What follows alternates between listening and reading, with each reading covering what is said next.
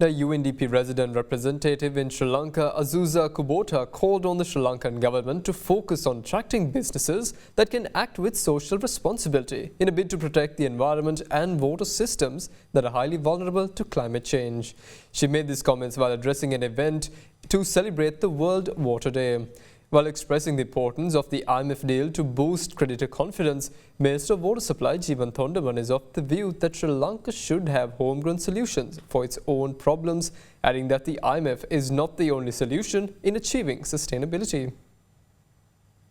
An event to celebrate the World Water Day was held recently at the National Water Supply and Drainage Board in Ratmalanda, under the patronage of UNDP resident representative in Sri Lanka, Azusa Kubota, and Minister of Water Supply Jeevan Thondaman. The 2030 Sustainable Development Report indicated that Sri Lanka's progress towards SDG as moderately improving yet insufficient to attain goal. And further, 2022 report said there are major challenges remaining.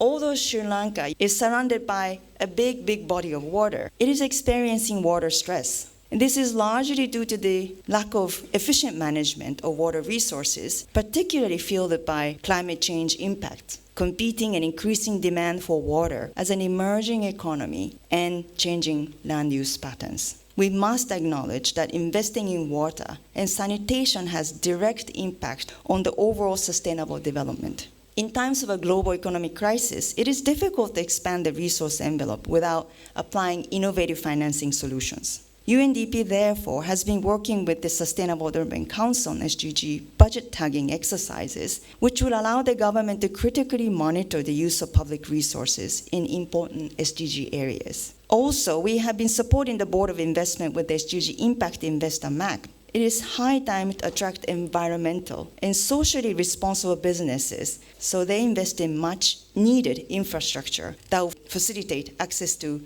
safe and reliable water. We must also explore innovative financing mechanisms. Many governments around the world are considering sustainable and innovative ways to generate revenue to invest in projects that will protect the environment while also advancing SDGs. I assure you we are giving emphasis and importance to providing water and sanitation to the vulnerable groups. I do feel there is a need to modernize water supply and sanitation in Sri Lanka. There is also a need to make it sustainable because right now in the situation we are in, majority of our problems stem from financial issues, and that in turn creates barriers in providing clean drinking water and sanitation as well. Many people would have heard the news that IMF has come on board and how we all are going to get out of this mess. IMF is not a solution to the mess we are in. After all the protests, after all the issues that had taken place, we have to understand that we need homegrown solutions to sustain our economy. And the more we are reliant on external players or external stakeholders, it's not sustainable. We can't have a country, especially for these kids, built on loans and wealth of other countries. That's not how healthy economy works. But one thing why people should be positive about IMF coming on board, more than the $2.9 billion EFF facility, I think we have to note the fact that this gives us creditor confidence. And when creditors have confidence, we will be able to take the country forward.